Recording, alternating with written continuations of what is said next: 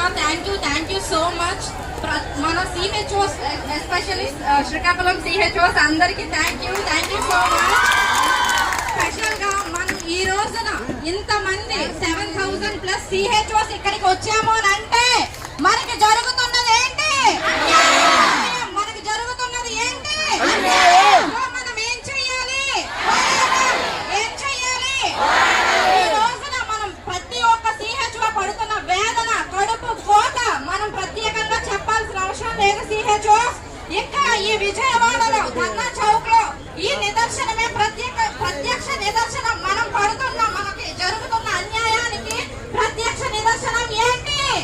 మన యూనిటీ. ఇక్కడికి వచ్చిన ప్రతి ఒక్క CHOs అందరూ మనకు జరుగుతున్న అన్యాయాన్ని చెప్పడానికి ఇండైరెక్ట్ గా ఇక్కడికి వచ్చిన ప్రతి ఒక్కరికి థ్యాంక్ యూ సో మచ్. ప్రతి ఒక్కరికి కూడా స్పెషల్ గా చెప్పాల్సిన అవసరం లేదు మనకు జరుగుతున్న అన్యాయాల్ని. సో నేను చెప్పబోయేది ఒకటే, ఇక్కడ మన ప్రతి ఒక్క రిప్రజెంటేటివ్స్ ఇప్పటి వరకు అన్ని పాయింట్స్ కవర్ చేశారు. నేను అడుగుతున్నది ఒకటే ఫ్రెండ్స్, మనం ఇక్కడ CHOs లో 10,032 మెంబర్స్ లో 80% ఆఫ్ ఎవరున్నారు? CHOs, మహిళలు, లేడీస్, గర్ల్స్. సో ఒక లేడీగా, ఒక ఆడపిల్లగా ప్రతి ఒక్క ఇంట్లో, ప్రతి ఒక్క ఫ్యామిలీలో ఎన్ని రెస్పాన్సిబిలిటీస్ మనం తీసుకొని ఎంత డ్యూటీస్ చేస్తూ ఎన్ని విషయాల్లో సఫర్ అవుతున్నామో మనం ప్రత్యక్షంగా చెప్పాల్సిన అవసరం లేదు.